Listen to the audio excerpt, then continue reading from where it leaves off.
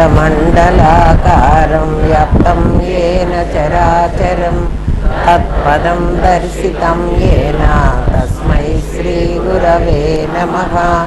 सदाशिवसमारम्भां शङ्कराचार्यमध्यमाम् अस्मदाचार्यपर्यन्तां वन्दे गुरुपरम्परां। गुरुब्रह्मा गुरुर्विष्णु गुरुदेवो महेश्वरः गुरुसाक्षात् परब्रह्मा तस्मै श्रीगुरवे नमः।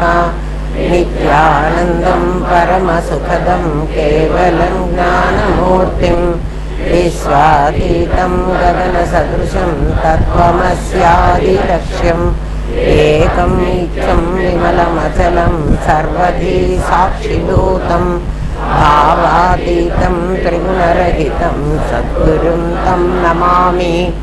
ॐ सहना भवतु सहनौ भुनक्तु सह वीर्यं करवावहै तेजस्विनावधीतमस्तु मा विद्विषावहै। ॐ शान्ति शान्ति शान्तिः। జగద్రక్షక రక్షించు ఆయన. ప్రశ్న ఏమడిగాడంటే, జగత్తు మిథ్య అని, ఇదంతా ఆభాస అని, కనిపించినా లేనిదే అని శాస్త్రం చెప్తోంది, గురువు చెప్తున్నాడు. సామాన్యుడికి మాత్రం ఇదంతా సత్యమనే అనిపిస్తున్నది, ఇది నిజం అనిపిస్తున్నది. ఇది మా అనుభవాన్ని కాదంటే మేము ఎట్లా నమ్మాలి? అది ప్రశ్న కదా. మా అనుభవంలో మాకు ఇది నిజమని అనిపిస్తున్నది, మీరేమో ఇదంతా అబద్ధము అని చెప్తారు, ఇదంతా ఆభాస, ఇదంతా మిథ్య కదా, దేనికి శాశ్వతత్వం లేదు, అదంతా ఆభాస అని మీరంటారు. మేము ఎట్లా దీన్ని అర్థం చేసుకోవాలి, మాకు తెలియటం లేదు అన్నాడు కదా. దానికి మీకు కిందటి వారం కొంత చెప్పాను. తనకి స్ఫురణ ఉన్నదని అందరికీ తెలుసు. మీ అందరికీ మీకు జ్ఞానం ఉందా అని అడిగితే ఎవ్వడూ లేదని అండు కదా. జ్ఞానం ఉంది అని నువ్వు ఎలా చెప్తున్నావు అంటే, నీ కళ్ళు కనపడతాయి, నీ చెవులు వినపడతాయి, నీకు తెలుస్తోంది కదా కదా. అది కాక నీకు ఆలోచించే శక్తి కూడా ఉంది కదా.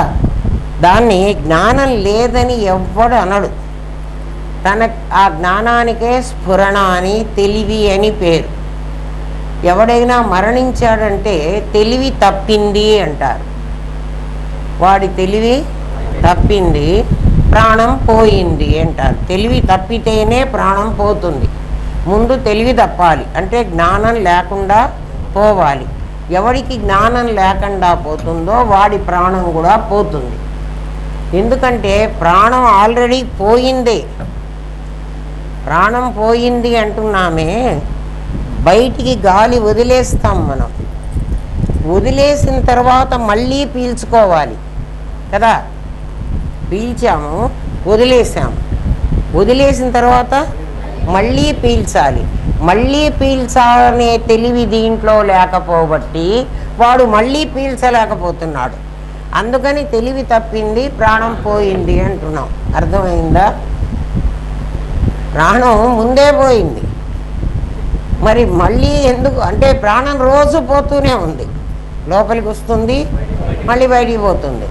మళ్ళీ లోపలికి పీల్చాలంటే ఇక్కడ తెలివి ఉండాలి. పీల్చాలి అనే తెలివి ఉండకపోతే ఆ గాలి మళ్ళీ మన దగ్గరికి రాలేదు. అది దాని పేరే స్ఫురణ. స్ఫురణ అంటే ఏమిటి? గాలి పీల్చాలి అనే జ్ఞానం. ఆ జ్ఞానం లేకపోతే గాలి పీల్చడు. ఏమా?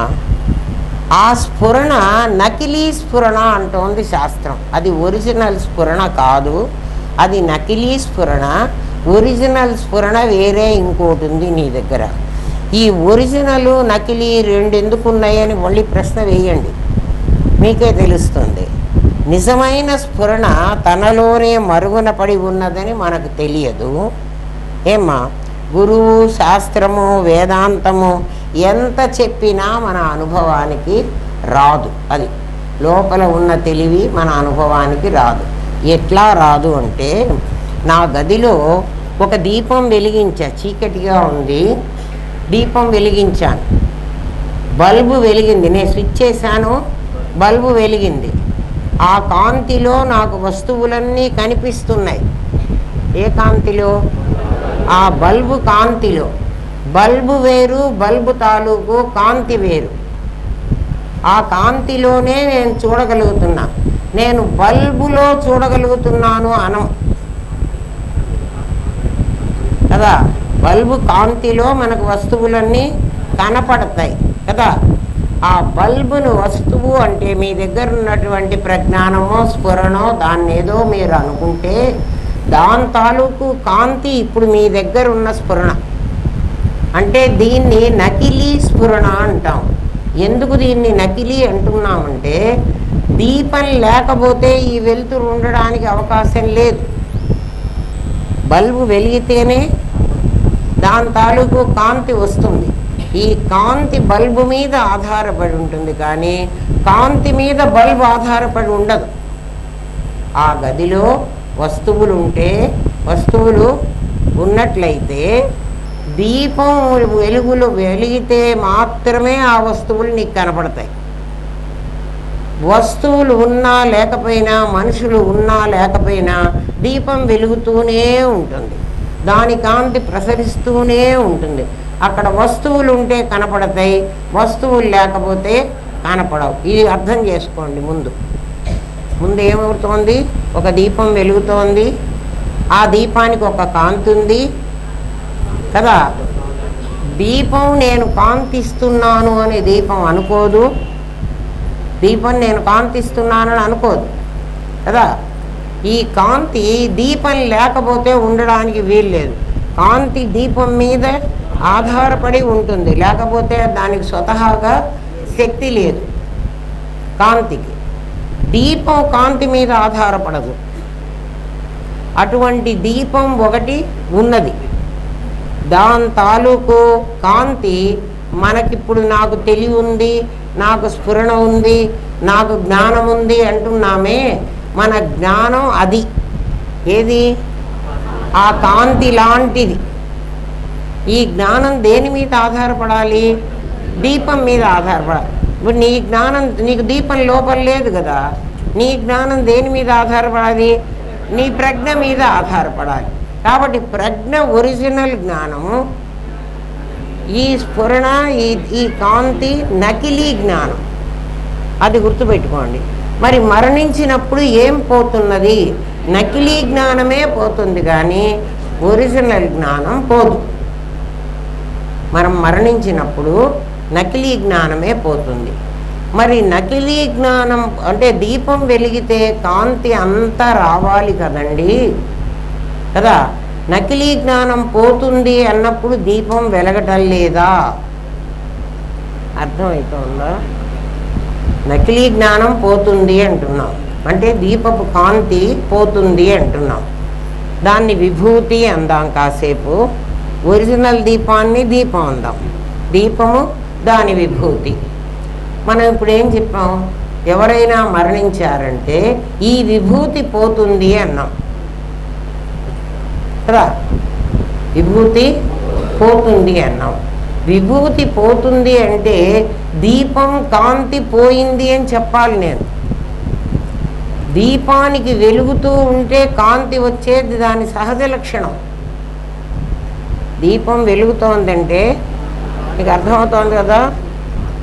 అక్కడ మనుషులు ఉన్నా సరే, ఆ గదిలో వస్తువులు ఉన్నా సరే, ఎవ్వరూ లేకపోయినా సరే దీపం వెలుగుతూనే ఉంటుంది, దాని కాంతి ప్రసరిస్తూనే ఉంటుంది కదా. ఈ దీపం ఆరిపోని దీపం కదా. ఏ దీపం? ప్రజ్ఞ అనే దీపం ఆరిపోదు. మరి మీరేమంటున్నారు? ఈ కాంతి పోతే మనం చచ్చిపోతున్నాం అంటున్నారు. అంటే దీపం వెలుగుతూనే ఉంటుంది, దాని తాలూకు విభూతి మాత్రం రాదు, పోదు, ఒకప్పుడుకి పోతుంది, దానివల్ల మనం చచ్చిపోతున్నాము అని మీరు చెప్తున్నారు. అప్పుడు ఆ దీపానికి ఒకప్పుడు కాంతి ఉండి ఒకప్పుడు కాంతి లేకుండా పోవాలి మీరు చెప్పిన లెక్క ప్రకారం. మరి అది సరిపోదు. దీపంకి కాంతి సహజమన్నప్పుడు దీప కాంతి ఎప్పుడూ ఉండాలి. మరి మనం చచ్చిపోయినప్పుడు మనం తెలియపోతున్నది, అప్పుడు దీపపు కాంతి లేదా? అది ప్రశ్న. ఉంటే మరి మనకెందుకు నకిలీ జ్ఞానం లేకుండా పోతోంది? అందుకని ఇప్పుడు మీరేం అర్థం చేసుకోవాలంటే దీపం ఎప్పుడూ వెలుగుతూనే ఉంది. ఆ గదిలో వస్తువులన్నీ, ఇది చాలాసార్లు చెప్పాను, మీరు మర్చిపోయి ఉంటారు, మళ్ళీ చెప్తాను. ఆ గదిలో వస్తువులన్నిటితో పాటు ఒక డ్రెస్సింగ్ మిర్రర్ కూడా ఉంది నా దగ్గర. నా గదిలో ఒక అద్దం కూడా ఉంది. నేను బల్బు వెలిగించగానే బల్బు తాలూకు కాంతి అద్దం మీద పడింది. అద్దం మీద పడ్డ కాంతే నా గదంతా వ్యాపించింది. బల్బు కాంతి ఎలా ఉందో అద్దంలో పడ్డ బల్బు కాంతి కూడా అలాగే ఉంది. అర్థమవుతోందా? ఇప్పుడు అద్దం ఎక్కడి నుంచి వచ్చింది? మధ్యలో నా శరీరంలో నాకు గుండె, మూత్రపిండాలు, లంగ్స్ అన్నీ ఉన్నాయి నా శరీరంలో అవయవాలు. ఈ అవయవాలతో పాటు నా దగ్గర బుద్ధి అనే ఒక అద్దం కూడా ఉంది. నాలో ప్రజ్ఞ, ప్రత్యక్ అంటాను దాన్ని. ఆ ప్రత్యేగాత్మ, ఆ ప్రత్యక్ అనేది ఒక దీపం. అది వెలుగుతూ ఉంది. అది ఎలాంటిది అంటే అల్యూమినియం ఫాయిల్ లాంటిది. లేదు ఇక్కడ అక్కర్లేదు, మీకు తెలుసు కదా. అది వీళ్ళలో వాడిలోనే కాకుండా మధ్యలో కూడా ఉంది. అది అస్సలు ఆరిపోదు. ఏది ఆరిపోదు? అల్యూమినియం ఫాయిల్ కాదు. ప్రజ్ఞానం బ్రహ్మ అనేటువంటిది అది సత్యం, జ్ఞానం, అనంతం. అనంతం, అది శాంతం కాదు. అనంతం అంటే అంతటా వ్యాపించి ఉంటుంది. ఆ వ్యాపించి ఉన్న దాంట్లో నుంచి నేను ఒక అర్థం పెట్టుకున్నా.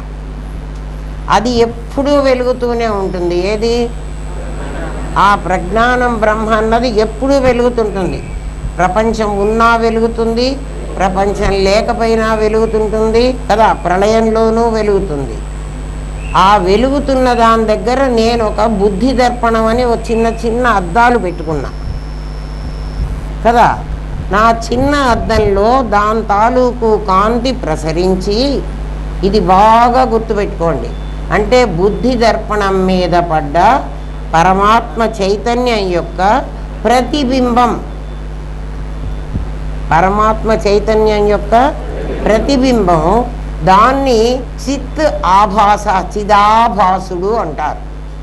ఇప్పుడు చిదాభాసుడు ఎవడు అంటే, ఒక బల్బు వెలుగుతూ ఉంటే అద్దంలో పడ్డ బల్బు కాంతితో సమానంగా వెలుగుతోంది. అది కరెంటుతో వెలుగుతోంది, ఇది వితౌట్ కరెంట్ వెలుగుతోంది. అర్థమైందా? దానికి కరెంట్ ఉంది, దీనికి కరెంటు లేదు, కానీ దానిలాగే వెలుగుతుంది, దానిలాగే కాంతిని రిఫ్లెక్ట్ చేస్తుంది. అటువంటిది మన దగ్గర ఒకటి ఉంది. దాని పేరు చిదాభాసుడు. అంటే చిత్ అనేటువంటి ఆ చైతన్యం ఆభాస అయింది. ఆభాస అంటే ఏమిటి? ఉన్నది ఉన్నట్టుగా కాకుండా లేనిది ఉన్నట్టుగా కనిపిస్తోంది. ఉన్నది ఉన్నట్టుగా కనిపించటం, బల్బు కాంతి పడటం, అది ఉన్నది. దాని తాలూకు కాంతి ఉన్నట్టుగా పడుతోంది. ఇది లేనిది. ఏది? దానిలాగే ఉంది. అద్దంలో పడ్డ నా బల్బు కాంతి ఒరిజినల్ కాదు. దీనికి కరెంట్ కనెక్షన్ లేదు, కానీ దానిలాగే వెలుగుతోంది. వెలగడానికి కారణం ఇది అద్దం మీద ప్రతిబింబించింది. అద్దానికి ఏం లక్షణం ఉంటుందంటే, అద్దం నునుపుగా ఉంటుంది. అద్దం వరకు వెళ్ళి దేనికైనా నునుపుగా ఉండకపోయినా ఉన్నా కూడా దాని దగ్గర వరకు వెళ్ళి కిరణాలు వెనక్కి తిరిగి రావాలి. కానీ అద్దంలో పడ్డ కిరణాలు ఎట్లా ఉంటాయంటే అవే వెనక్కి తిరిగి వస్తాయి, కానీ ప్రతిబింబిస్తాయి. అన్నిట్లో ప్రతిబింబించవు. అర్థమవుతోందా? దీని మీద పడ్డ కాంతి కిరణాలు మీకు మళ్ళీ ఇందులో ఒక దీపాన్ని కనిపించవు. ఇదే అద్దమైతే కనిపిస్తాయి. ఎట్లా కనిపిస్తాయి?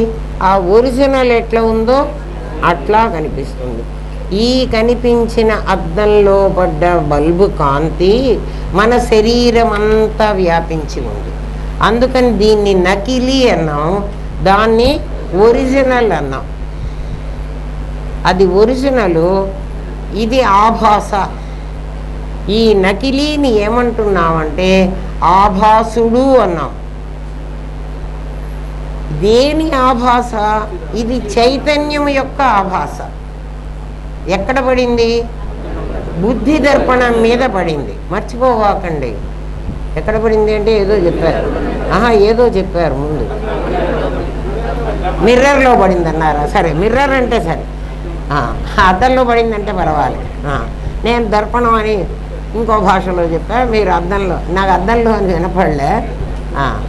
కాబట్టి ఇప్పుడు మన దగ్గర ఉన్న జ్ఞానం ఏమిటి అంటే అద్దంలో పడ్డ జ్ఞానం. ఆ అద్దానికి ప్రతిబింబించే శక్తి ఎక్కడి నుంచి వస్తుంది అంటే ఆ అద్దం వెనక ఒక పాదరసం అని అంటిస్తాడు వాడు. ఒట్టి గ్లాస్ అయితే, ప్లెయిన్ గ్లాస్ అయితే కిరణాలు దానిలోంచి వెళ్ళిపోతాయి. ఒక ప్లెయిన్ గ్లాస్ కాకుండా అద్దం వెనక ఏం చేశాము? పాదరసం అంటిస్తాడు వాడు. ఎర్రగా ఉంటుంది చూడండి, ఏదో ఒక రంగు లాంటిది. అది అంటించినప్పుడు కిరణాలను లోపలికి పోనీయకుండా అది బయట నుంచే రిఫ్లెక్ట్ చేస్తుంది. అర్థమవుతోందా? ఇప్పుడు అది అంటించటం వల్ల అద్దం ఎంత మందంగా ఉంటుందో, అద్దం యొక్క మందం, ఒక అద్దం లావుగా, బెల్జియం గ్లాస్ అయితే చాలా లావుగా ఉంటుంది. మామూలు మన చిన్న అద్దాలు అయితే, అద్దం లేదు, చిన్న అద్దాలు అయితే పల్చగా ఉంటాయి. అద్దం యొక్క ఆ వెడల్పు, అది దాని థిక్నెస్ ఎంత ఉంటుందో అంత నీకు లోపలికి ఉన్నట్లు కనపడుతుంది కదా. అద్దంలో నా బొమ్మ కనపడింది అంటాం, కానీ అద్దం మీద నా బొమ్మ కనపడింది అనం. అద్దంలో కనపడింది అంటాం. అద్దంలో మనకి ఏదైనా కూడా, మన దగ్గర బుద్ధి దర్పణం అన్నాం కదా, బుద్ధి దర్పణం ఎంత థిక్గా ఉంటుందో దాని వెనక అంటించబడినటువంటి పాదరసం నా కర్మ, నేను అనుభవించడానికి తెచ్చుకున్న కర్మ. అది ఎక్కడుంది? నా బుద్ధికి అంటుకుని ఉంది. నా బుద్ధి ఎంత పల్చగా ఉంటుందో, ఎంత థిక్నెస్ ఉంటుందో అంత దాని లోపల కనపడ్డట్టుగా నాకు కనపడుతుంది. నిజంగా లోపలికి రాలే.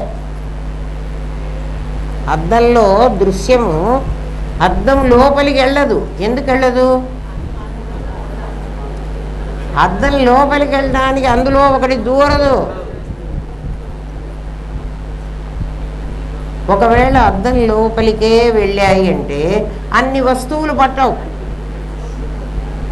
అద్దం చిన్నది కదా, అద్దం లోపలికి వెళితే అన్ని వస్తువులు పట్టవు. అద్దం మీదైతే వస్తువులు పడతాయి. ఇప్పుడు చూడండి, ఇక్కడ ఒక అద్దం పెట్టాను అనుకోండి, చిన్న అద్దమే కదా, ఒక 6 అంగుళాలు ఇంత అద్దం పెడతా. ఈ అద్దం పెడితే ఏమవుతుంది? ఈ మొత్తం మంది అమ్మాయిలు పడతారు. అమ్మాయిలే పడతారా అండి? అబ్బాయిలు కూడా ఈ అద్దంలో. అంటే వీళ్ళు అద్దం లోపలికి వచ్చారా? రాలే. అద్దం బయటే ఉన్నారు కదా.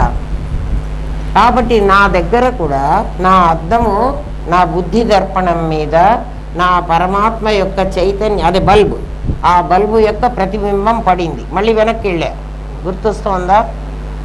బల్బు యొక్క ప్రతిబింబం ఎక్కడ పడింది? నా బుద్ధి దర్పణంలో పడింది. బుద్ధి దర్పణంలో లోపలికి వెళ్ళినట్టుగా కనిపిస్తోందే కానీ లోపలికి వెళ్ళలే. ఆ అద్దంలో పడ్డ బల్బు యొక్క కాంతి నా శరీరం అంతా రిఫ్లెక్ట్ అయి కనపడుతోంది. అది నా జ్ఞానం. ఇందా నుంచి మనం మాకు జ్ఞానం ఉంది అంటున్నామే, అది మన జ్ఞానం. అదేం జ్ఞానం? బుద్ధి దర్పణంలో పడిన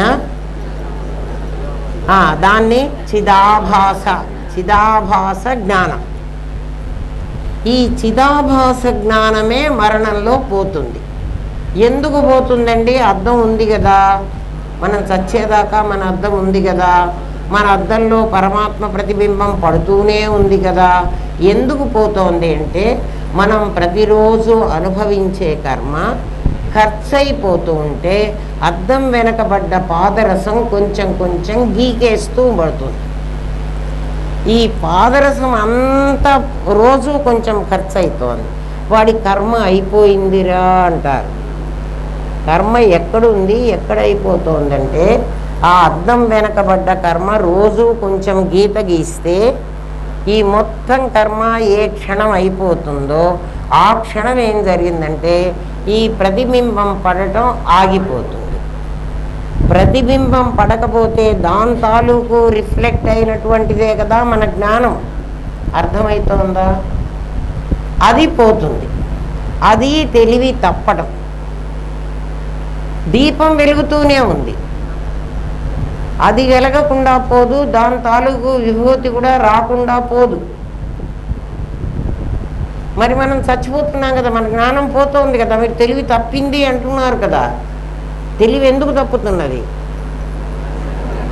ఆ కర్మ అయిపోతుంది. కర్మ అయిపోతే ఏమవుతుందంటే అద్దం ఉంది, అద్దం ఉంది, దాంట్లో ప్రతిబింబం పడటంలే. అది మరణం. ప్రతిబింబం పడితే ఏం చేస్తుందండి? ప్రతిబింబం పడితే ఆ గదిలో వస్తువులన్నిటినీ చూపిస్తుంది. ఎవరికి చూపిస్తుంది? నాకే చూపిస్తుంది. ఆ గదిలో వస్తువులన్నీ అంటే ఇదిగో ఇది నా గది, ఈ గదిలో అనేక వస్తువులు ఉన్నాయి. ఇప్పుడు నా ప్రతిబింబం నా మీద పడింది కాబట్టి నాకు కళ్ళున్నాయి, నాకు పుస్తకం ఉంది, నాకు చెయ్యి ఉంది, నాకు వీపు ఉంది కదా. ఇవన్నీ నాకు తెలుస్తున్నాయి. ఎవరి జ్ఞానానికి? నా జ్ఞానానికి. నా జ్ఞానం ఒరిజినల్ జ్ఞానమా? కాదు. అర్థమవుతుందా నాయన? నా జ్ఞానం ఒరిజినల్ జ్ఞానం కాదు. నా జ్ఞానం ఏం జ్ఞానం? చిదాభాస జ్ఞానం. ఇప్పుడు నాకు పోయేదేమిటి? నేను మరణిస్తే చిదాభాస జ్ఞానం పోతుంది. ఎప్పుడు పోతుంది? నా కర్మ అయిపోతే పోతుంది. అది లింక్. నా కర్మ అయిపోతే నా చిదాభాస జ్ఞానం పోతుంది. లైట్ వెలుగుతూనే ఉంది కదా, లైటు వెలుగుతూనే ఉంటుంది. దానికి తాలూకు విభూతి పోవడానికి అవకాశం లేదు.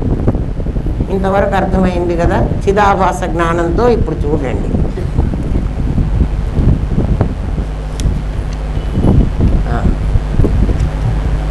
తనకు స్ఫురణ ఉన్నదని అందరికీ తెలుసు.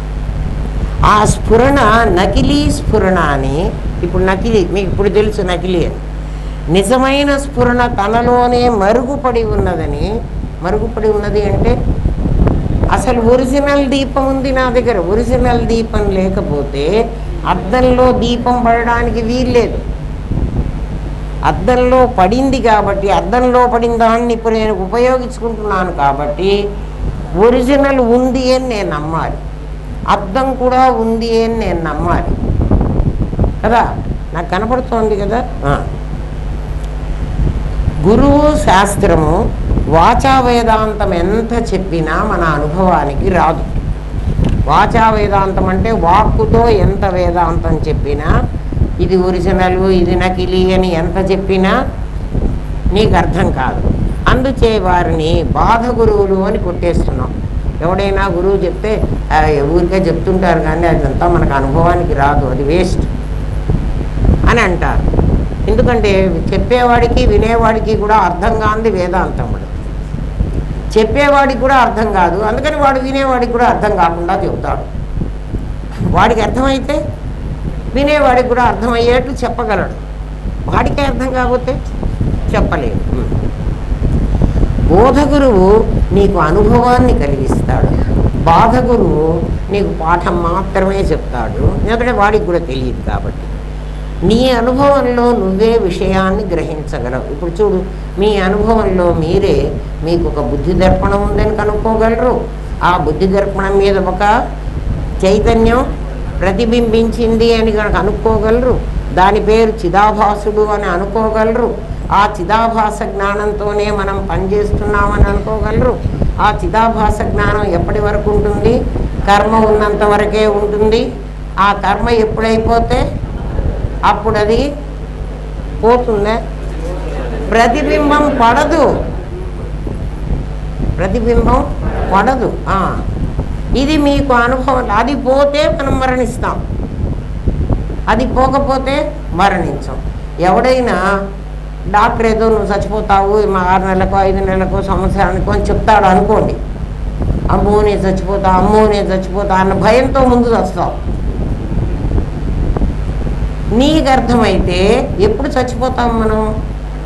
ఎప్పుడు మన కర్మ అయిపోతుందో, ఓహో నా కర్మ అయిపోవడానికి సిద్ధమైందేమో, అది అయిపోయే వరకు నేను బతుకుతాను.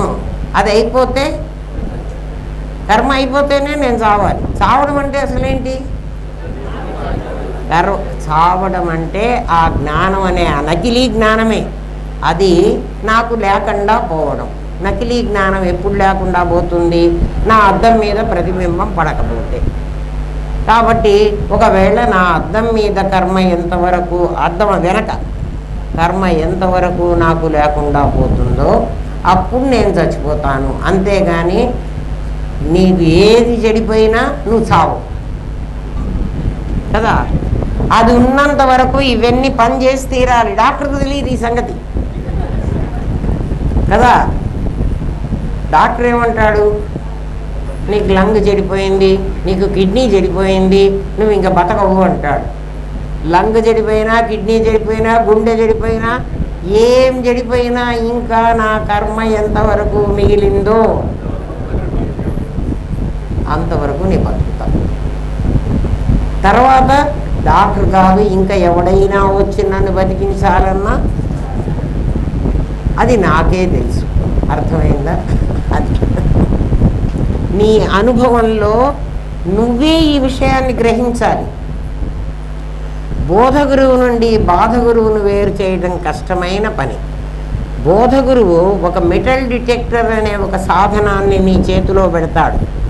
ప్రతి వస్తువును ఆ డిటెక్టర్ సహాయంతో నువ్వే కనుక్కోగలవు, నీకు ఇంకెవ్వడక్కర్లే కదా. ఆభాస అంటే లేనిది కదా. ఆభాస అంటే లేనిది. లేనిది ఎలా కనపడుతుంది? ఇప్పుడు ప్రశ్న అది. లేనిది ఎట్లా కనబడుతుంది? మనకు కనబడుతోంది కదా. అద్దంలో పడ్డ బల్బు ఉన్నదా లేనిదా? అద్దంలో పడ్డ బల్బు లేదు, మరి కనబడుతోంది కదా.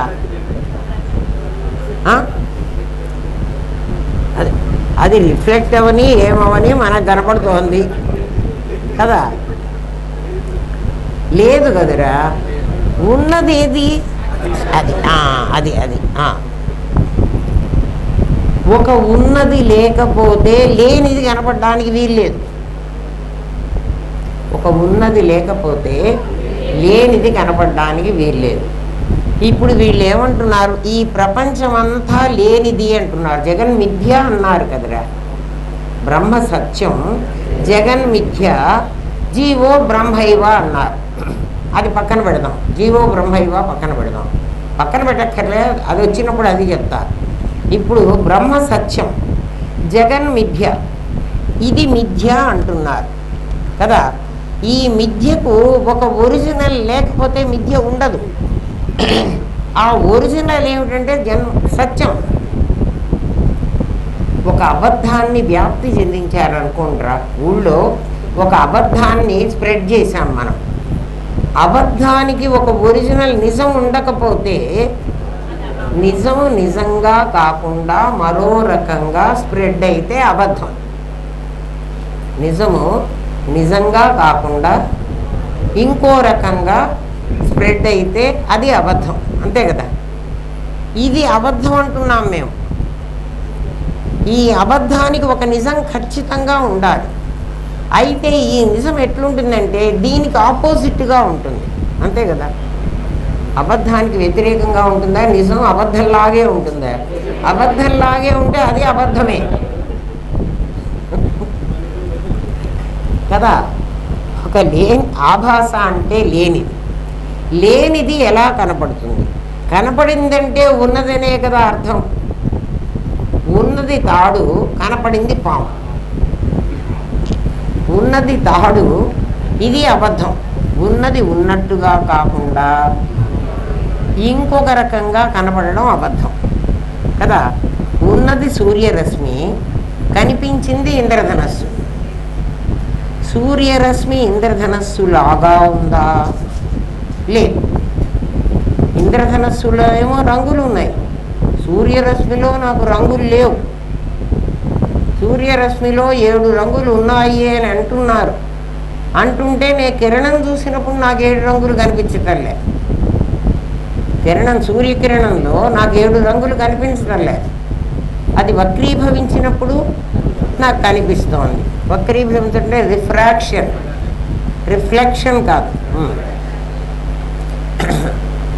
మరి అది ఒకడికి పాముగా కనిపించింది, తాడు ఒకడికి పాముగా కనిపించింది. ఇంకొకడికి అక్కడ నేల పగిలిందిరా, అక్కడ పాము లేదు ఏం లేదు అని నేల పగులుగా కనిపించింది.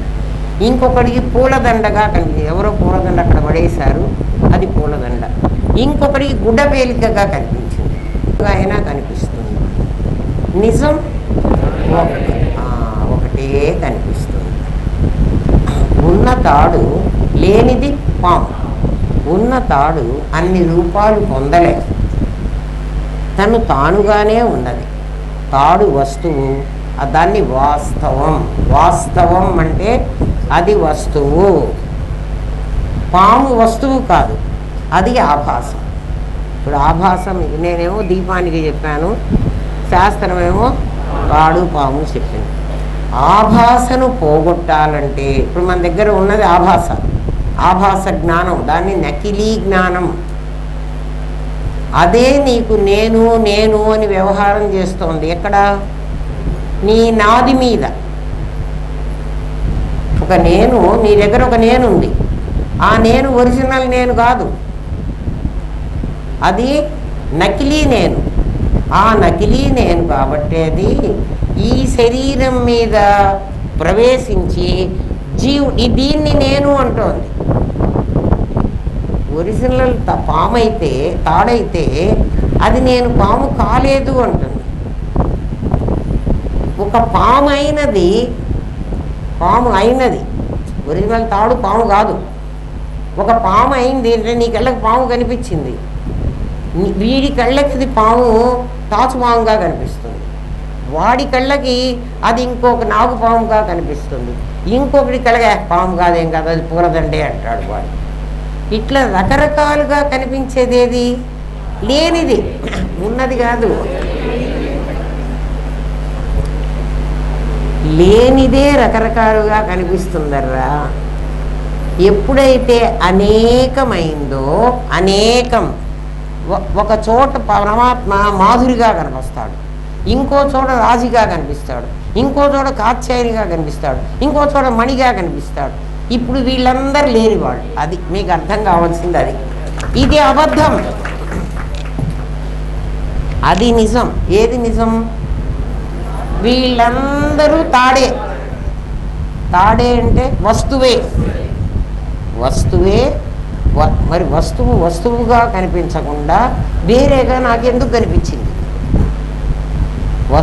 వస్తువుగా కనిపించాలి, తాడుగా కనిపించాలి. కానీ నాకు తాడు ఒక చోటు ఒకడికి పాముగా, ఒకడికి గుడ్డపేలికగా, ఒకడికేమో నేల పగులుగా, ఇంకొకడికేమో పూలదండలాగా, ఒకడికేమో అది తాచుపాములాగా, ఒకడికి నాగుపాములాగా, ఒకడికి జర్రిపోతులాగా, ఏమో రకరకాలు కనిపిస్తుంది.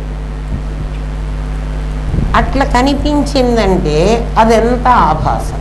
ఒక్కటే గుర్తుపెట్టుకోండి, పరమాత్మ మొట్టమొదట ఏమనుకున్నాడు?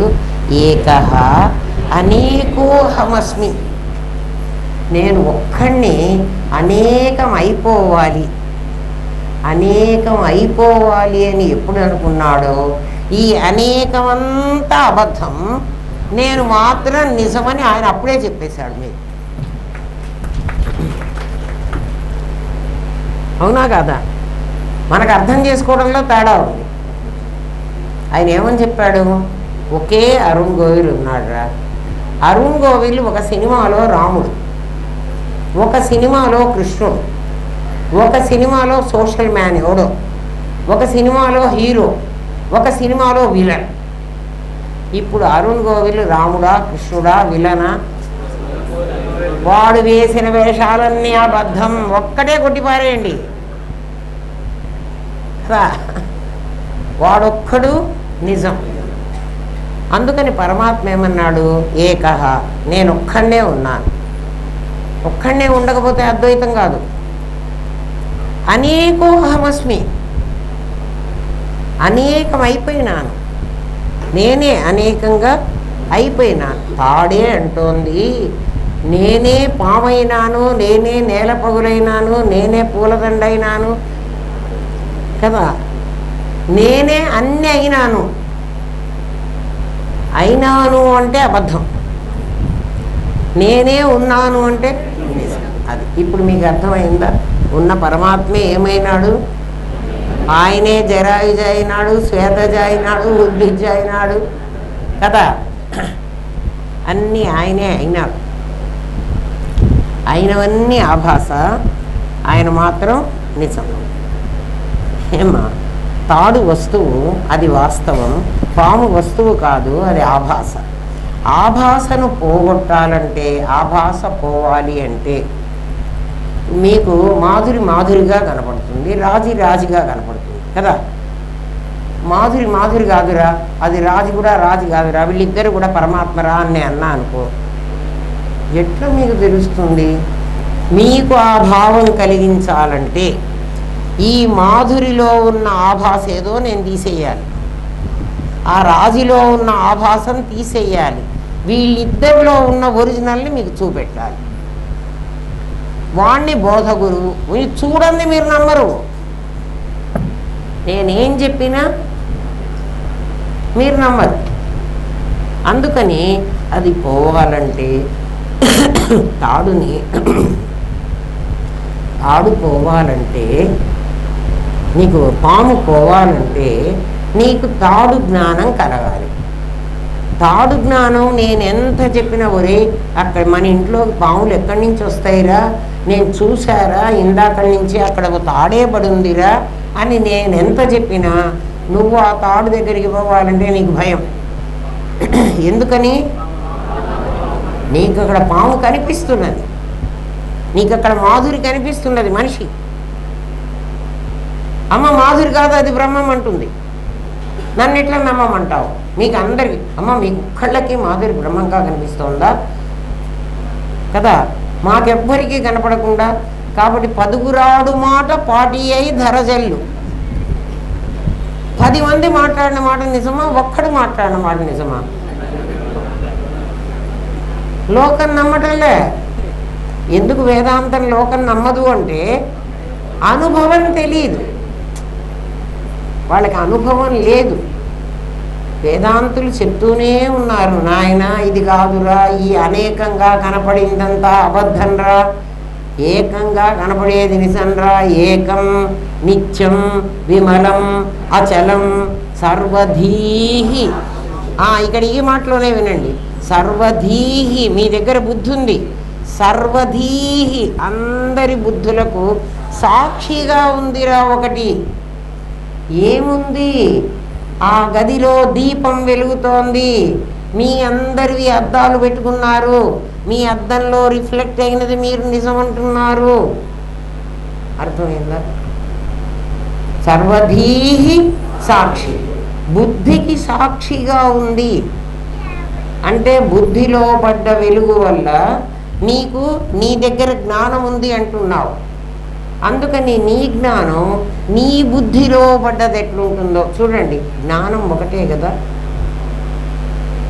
ఒకే పరమాత్మ యొక్క చైతన్యం వల్ల కదా, దాని రిఫ్లెక్షనే కదా మన జ్ఞానం, ప్రతివాడి జ్ఞానం. మరి అందరికీ ఒకే లెవెల్లో జ్ఞానం ఉండాలి కదరా. ఒకే లెవెల్లో జ్ఞానం ఉంటే టీచర్ పాఠం చెబితే అందరికీ 100 మార్క్స్ రావాలి కదరా. ఒకడికి ఎందుకు 20 వస్తాయి, ఒకటి 0 వస్తుంది, ఒకటి 12 వస్తాయి, ఒకటి 16 వస్తాయి? చెప్పండి. సర్వధీహి. ఈ బుద్ధులన్నీ వేరువేరుగా ఉన్నాయిరా, అద్దాలు వేరు వేరే పెట్టుకున్నారా కదా, అవునా కదా? ధీకి సాక్షి ఒకడే. అందరి బుద్ధులకి గదిలో వెలుగుతున్న దీపం ఒకటే, ఒక్కటే దీపం వెలుగుతోంది.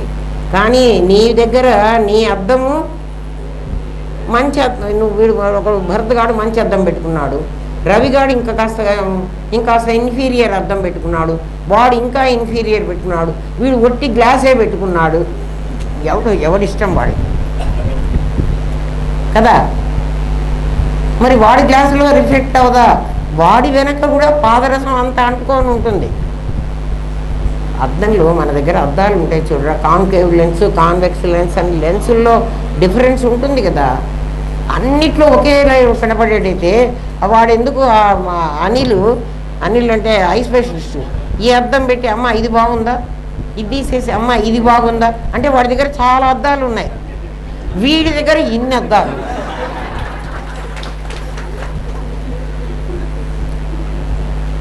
ఏం లేదర్రా, మనం క్లీన్గా అబ్జర్వ్ చేస్తే వేదాంతం ఊరికే అర్థమైపోతుంది. అసలు ఇంత కష్టమే కాదు.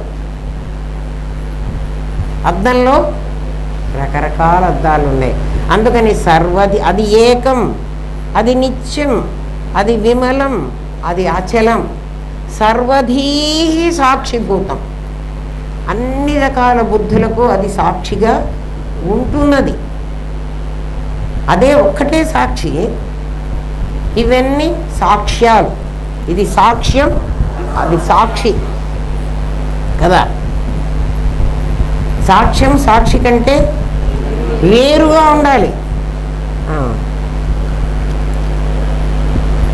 ఇదిగో జ్ఞానం స్వయం జ్యోతి. ఇప్పుడు వాడికి అది పాము కాదురా అని నేను ఎంత చెప్పినా వాడికి మాత్రం ఆ పాము భయం పోదు కదా. ఈ సంసారమే పరమాత్మరా అని చెప్తాను నేను.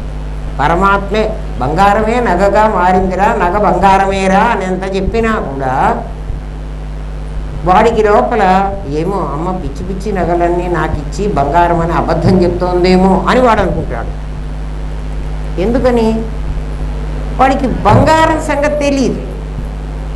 అందుకని వాడు ఏం చేస్తాడు, అది బంగారం కాదు అని వాడికి లోపల ఉంటుంది.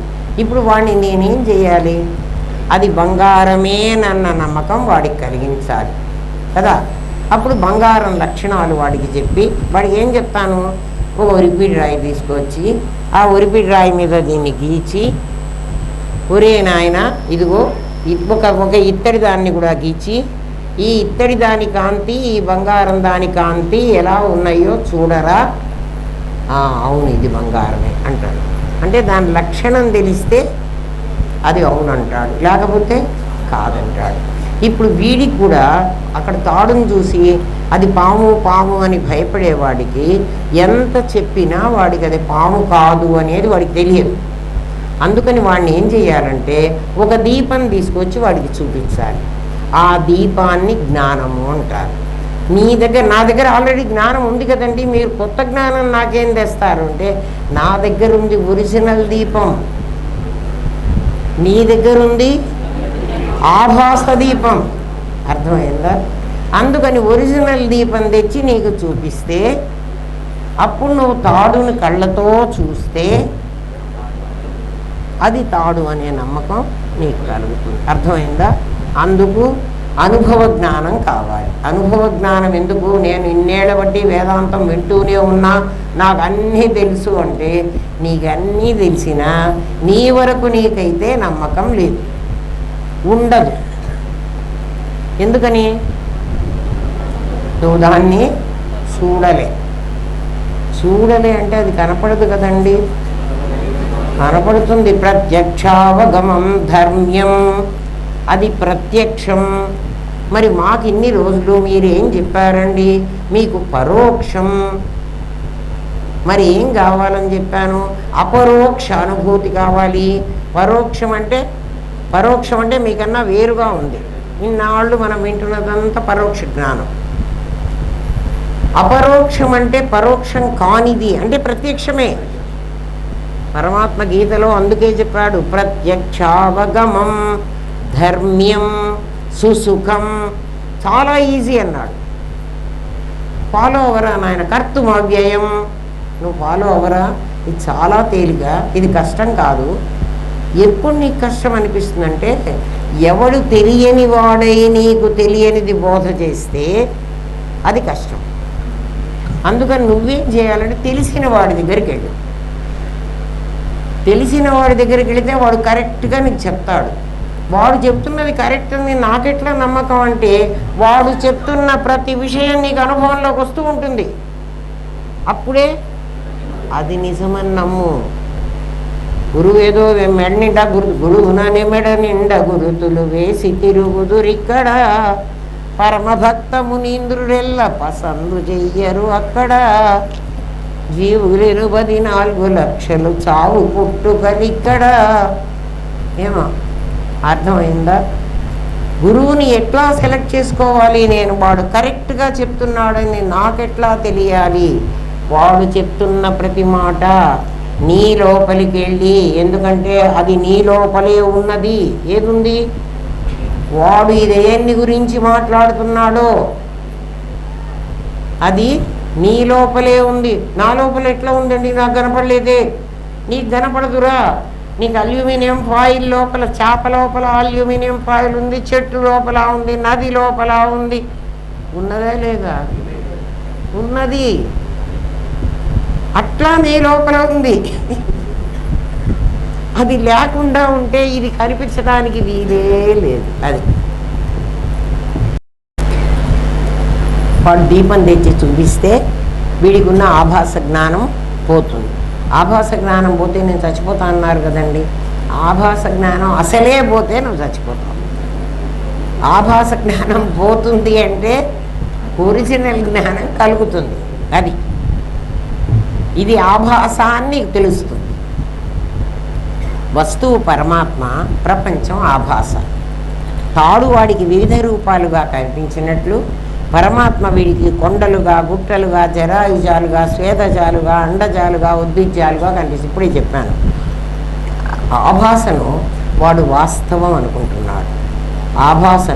ఆభాస అంటే నకిలీ అని పెట్టుకుందాం. దానికి ఈజీగా మీకు అర్థమవుతుంది సంస్కృత పదం కంటే. వాస్తవం తెలిస్తే తప్ప ఆభాస పోదు. అబద్ధం బాగా స్ప్రెడ్ అయిపోయిందిరా. ఒక విషయాన్ని వీడు ఒక రకంగా వాడికి చెప్పాడు అబద్ధం. వీడు అదే దాన్ని ఇంకా కాస్త కల్పించి, అదేదో కలెక్టర్ జానకి సినిమాలో చూపిస్తారు చూసారా, ఒక మాట చెప్పి, అది కూడా చిన్నప్పుడు మేము ఆడుకుండే ఆటల్లో ఒక ఆట. అందరినీ గుండ్రగా కూర్చోబెడతారు. కూర్చోబెట్టి ఈ పక్కవాడికి ఒక మాట నన్ను చెప్పమంటారు. సేమ్ ఇదే మాట వాడికి చెప్పరా. వాడికి చెప్తాడు, వాడికి చెప్తాడు. అందరు చెప్పుకొని ఈ చివర వీడు వచ్చి మళ్ళీ నా చెవిలో చెప్తాడు మాట. ఈ మాట నేను చెప్పిన మాట కాకుండా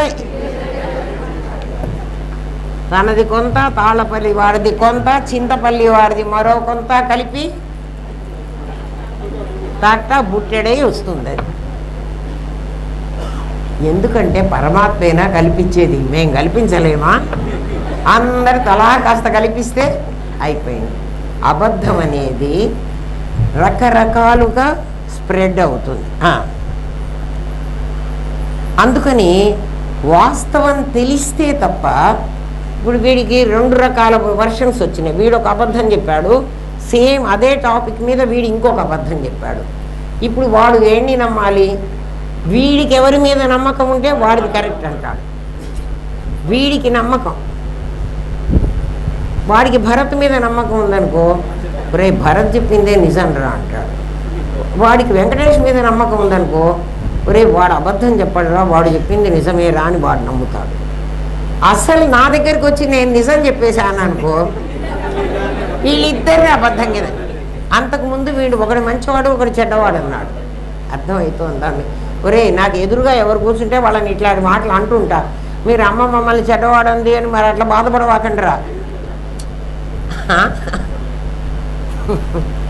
గురువుగారు ఎప్పుడు నా తల మీద చేయబెట్టి ఇక్కడే దగ్గర కూర్చుంటాను నేను.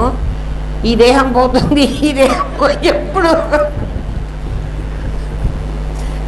నాకు నిజంగా తెలియని రోజుల్లో నేనేమనుకుంటే చాలా చిన్నదాన్ని, 29 ఏళ్ళు నేను గురువుగారి దగ్గరికి వెళ్ళేటప్పటికి నేను అనుకునేదాన్ని, గురువుగారు ఎప్పుడు ఇది పోతుంది పోతుంది అనుకుంటున్నారు, ఈ రైల్లో వచ్చేటప్పుడు ఎప్పుడో చస్తే నా పిల్లలు ముగ్గురు చిన్నవాళ్ళే కదా, పని మనిషి మీద అప్పగించిపోయేదాన్ని. ఎప్పుడు నన్ను తలకాయ పెట్టి తలకాయ మీద పెట్టి అట్లా ఇక్కడ ఎవరు కూర్చుంటే వాళ్ళనంట, మిమ్మల్ని ఏదన్నా చెడ్డగా అన్నా కూడా మీరేం బాధపడవాకండ్రా, మంచిగా అన్నా చెడ్డగా అన్నా మరి మీరే కదా నాకు దొరికిన వాళ్ళు, ఇంకొకళ్ళని ఎక్కడ తెచ్చిపెట్టేది. అట్లా మిమ్మల్ని వద్దు అనుకుంటే ఇక్కడ 4 బొమ్మలు పెట్టండి, వాటిని అంట మీరందరూ నాకు బొమ్మల్లాగే కనపడతారు, నిజంగా లేరు మీరు కదా. సినిమాలో బొమ్మలన్నీ నిజమా? ఇవి కూడా అలాంటివి. సరే, కాబట్టి నాకు నిజం తెలిసేదాకా ఈ ఆభాస పోదు. అది తెలుసుకోవడానికి జ్ఞానబోధ కావాలి. తాడే పాముగా కనిపించినట్లు పరమాత్మే జీవ జగత్తులుగా కనిపిస్తున్నాడు, ఇది సత్యం.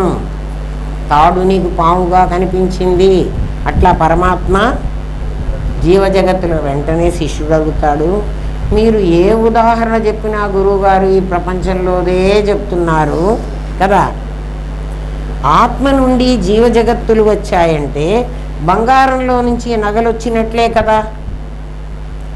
నాకు బంగారము నగ 2 కనిపిస్తున్నాయి. వాడి సందేహం చూడు. ఏమ్మా, అలా మీ ఆత్మలో నుండి ఈ జగత్తు వచ్చినట్లయితే అది ఇది 2 కనిపించాలి. నాకు కనిపించటంలే, నాకు ఒకటే కనిపిస్తున్నది. భరత్గానే కనిపిస్తున్నాడు, రవిగానే కనిపిస్తున్నాడు, ధీరజ్గానే కనిపిస్తుంది.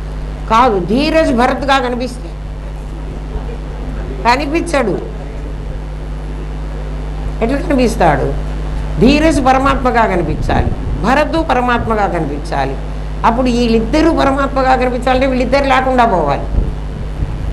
మరి ఎవరు కనిపించాలి? నాకు పరమాత్మ లక్షణం నాకు తెలిసి ఉండాలి. నాకు తెలియకపోతే భరత్ పొట్టిగా ఉంటాడు, ధీరజ్ పొడుగ్గా ఉంటాడు కదా. వీడు నల్లగా ఉన్నాడు, వాడు తెల్లగా ఉన్నాడు. వాడికి అసలు పోలికే లేదు. పైగా వీడి కులం వేరు, వాడి కులం వేరు. వీడి స్టేటస్ వేరు, వాడి స్టేటస్ వేరు. వీడి జీతం వేరు, వాడి జీతం వేరు. అన్నీ వేరే ఉన్నాయి. మీరేమో ఏమంటున్నారు? వీడు వాడు ఒకడే అంటున్నారు. నేను ఎట్లంటున్నానంటే, ఇది రాళ్ళహారం వేసుకుంది, ఇది కాసుల పేరు వేసుకుంది. ఈ 2 బంగారం అంటా నేను. రాళ్ళహారం లాగా కాసుల పేరు ఉంటుందా? ఉండదు. నాకు బంగారం తెలుసు కాబట్టి మీరు ఎట్లేసుకొచ్చినా అది బంగారం అంట. తేడా కనిపిస్తుంది. అందుకని తేడా అంటే ఎవరికి ఉందో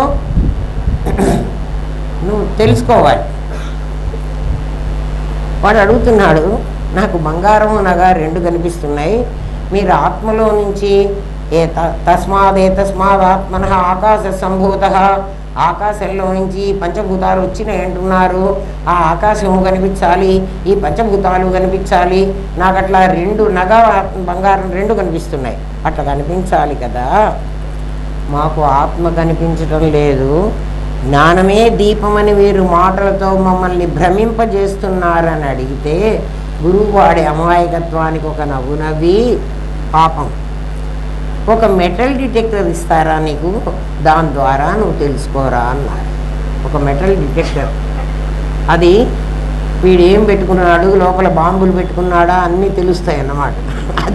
అది చేతిలో ఉంటే, మనం ఎయిర్పోర్ట్లో పోతే మనని ఓ పక్కన ఓ గదిలోకి పంపించి వాళ్ళు ఒకటి చేతిలో పెట్టి కదా అది అరుస్తుంది.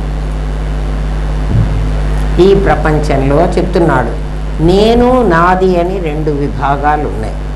అందులో నేను వస్తువు, నాది ఆభాస. నీ దగ్గర ఎప్పుడు నాది అని వచ్చినా దాన్ని ఆభాస అనుకోమంటాడు, నేను అన్నదాన్ని వస్తువు అనుకోమంటాడు.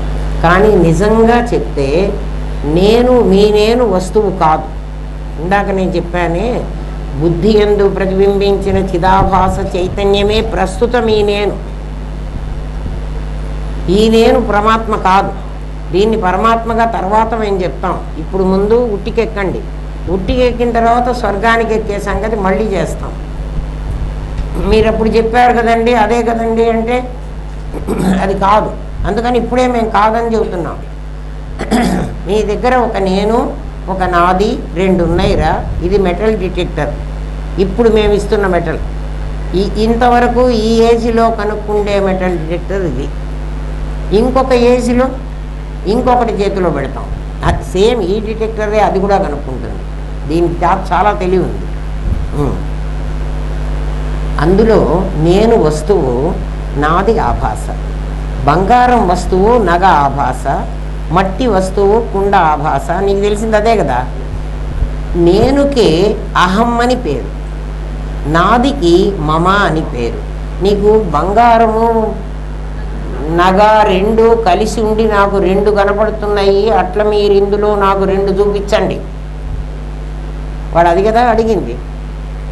అడిగితే చెప్తున్నాడు, చూడరా నాయన, నీ దగ్గర 2 ఉన్నాయి. ఒకటి నేను, ఒకటి నాది. నేనుకి ఒక పేరు పెట్టుకున్నాం మేము, దాని పేరు అహం. నా దగ్గర అహం అని ఇంకోటి ఉంది అండి. ఏది? మనస్సు, బుద్ధి, చిత్తం, అహంకారం. అది కాదు. ఇది అహం అంటే నేను అనే భావం. ఏమ్మా? మమ అంటే నాది అనే భావం. ఒకటి అహం, ఒకటి మమ. నీవు మాట్లాడే ప్రతి మాటలో నాది ఉంటున్నది. నువ్వు మాట్లాడే ప్రతి మాటలో ఏ మాట అన్నా మాట్లాడు, దాంట్లో నాది ఉంటుంది. అంటే కంటితో చూస్తున్నాను, కన్ను నాది. చెవితో వింటున్నాను, చెవి నాది. నోటితో మాట్లాడుతున్నాను, నోటితో అక్కర్లే, మాట్లాడుతున్నానంటే నోటితో అనే అర్థం. నేను నడుస్తున్నాను, కాళ్ళతో నడుస్తున్నాను కదా, అర్థమైందా? నేను ఆలోచిస్తున్నాను, మనస్సుతో ఆలోచిస్తున్నా. ఇవన్నీ నాది. నువ్వు ఏ పనన్నా చెయ్యి, ఏమన్నా మాట్లాడు కదా. నువ్వు మాట్లాడే ప్రతి మాటలో ఏముంటుంది? నాది ఉంటున్నది. ప్రపంచమంతా నాది అయినప్పుడు నా భార్య, నా కొడుకు, నా ఆస్తి, నా బ్యాంక్ బ్యాలెన్స్ అంటున్నప్పుడు ప్రపంచంగా ఆభాసనే చూస్తున్నావు. అంటే నువ్వు మాట్లాడితే నీ నాది గురించే మాట్లాడుతున్నావు. నువ్వు ప్రపంచాన్ని గురించి మాట్లాడుతున్నాను అన్నప్పుడు కూడా నువ్వేం మాట్లాడుతున్నావు? ఇది నా భార్య, ఇది నా ఇల్లు, ఇది నా మైకు, ఇది నా టేబులు, ఇది ప్రపంచం. దీన్ని కూడా నువ్వేమంటున్నావు కదా. అంటే ఏం మాట్లాడుతున్నావు? నువ్వు ఒక నాదివి, ఇంకొక నాది గురించి మాట్లాడుతున్నావు. అది నాదేనే మాట్లాడుతున్నావు నువ్వు. ఇది నా ఇల్లు, ఇది నా పొలం, ఇది నా బ్యాంక్ బ్యాలెన్స్, ఇది నా భార్య, పైగా అది కాదు కూడా. కానీ నువ్వు దాన్ని కూడా నీ నాదికి చేర్చేసావు. బంగారము నగలో 2 కనిపించాయన్నావు. ఆత్మ నీవే, నిన్ను నువ్వు చూడటానికి వీల్లేదు. బంగారం నీకు వ్యతిరేకంగా ఉంది కాబట్టి నీకు బంగారము నగ 2 నీ ఎదురుగా ఉన్నాయి. అందుకని నీకు 2 కనిపిస్తున్నాయి. ఇక్కడ ఎవరున్నారు? నీవు, నీ నాది 2 నీకు ఎదురుగా లేవు. నీ నేనుకి నీ నాది ఎదురుగా ఉంది. నీ నేనుకు ఇంకొక నేను ఎదురుగా ఉంటే కదా నేను చూడాలి. అర్థమవుతుందా కదా? అందుకని నీ నేను నువ్వు చూడటానికి వీల్లేదు. దాన్ని శాస్త్రం ఏం చెప్తుందంటే, ఎంత సర్కస్లో చాలా ఫీట్లు చేసే ఎవడైనా కూడా ఒరే నీకు కొన్ని కోట్లు ఇస్తారా, నీ భుజం మీద నువ్వు ఎక్కరా అంటే ఎక్కుతాడా? శాస్త్రం ఇదే చెప్పింది. నీ భుజం మీద నువ్వు ఎక్కరా అంటే వాడికి అన్నీ వచ్చు, వాడి భుజాల మీదకి వాడెక్కలేడు. ఎవరినన్నా ఎక్కించుకోగలడు. వాడెవరి భుజం మీదన్నా ఎక్కగలడు, వీడి భుజం మీదకి ఎవరినన్నా ఎక్కించుకోగలడు. వీడి భుజం మీదకి వీడినే ఎక్కమంటే అదొకటి చెప్పింది. ఇంకా శంకర భగవత్పాదులు ఏం చెప్పారంటే, నీ ముఖాన్ని నువ్వు చూడు, నీ కంటిని నువ్వు చూడు. నీ కంటిని నువ్వు చూడాలంటే అద్దం పెట్టుకోవాల్సింది తప్ప ఎవడి కన్ను వాడు చూడగలడా? నీ జ్ఞానం చూడగలదు. ఒరేయ్ నా కన్ను ఎర్రగా ఉందిరా చూడరా అని అంటాం. నీ కన్ను ఎర్రగా ఉంటే నువ్వు ఎట్టి చూసావు? జ్ఞానంతోనే చూడగలవు. నీ కన్నుని నువ్వు డైరెక్ట్గా చూడడానికి వీల్లేదు. చూస్తే నష్టం ఏమిట్రా అంటే, నన్ను నేను చూస్తే ఏం నష్టం అంటే దృశ్యమైపోతా. నేను దృశ్యమైపోయినాను అంటే నేను నశించాలి. నేను దృశ్యం కానంత వరకు నేను నాశనం కాకూడదు. కానీ దృశ్యమైనాను అంటే ఎందుకని? శాపం పెట్టాడు, యదృశ్యం తన్నస్య తస్య నశ్యతి అని. ఏదైతే దృశ్యమవుతుందో అది నశిస్తుంది. ఇదే ఒక రూల్, ఈ ఫార్ములా పెట్టుకుని మనకు ఏదైతే కనిపిస్తున్నదో అదంతా నశించాలి. ఏది కనిపిస్తోంది? మీరు నన్నేం చూస్తున్నారు? నా శరీరాన్ని చూస్తున్నారు.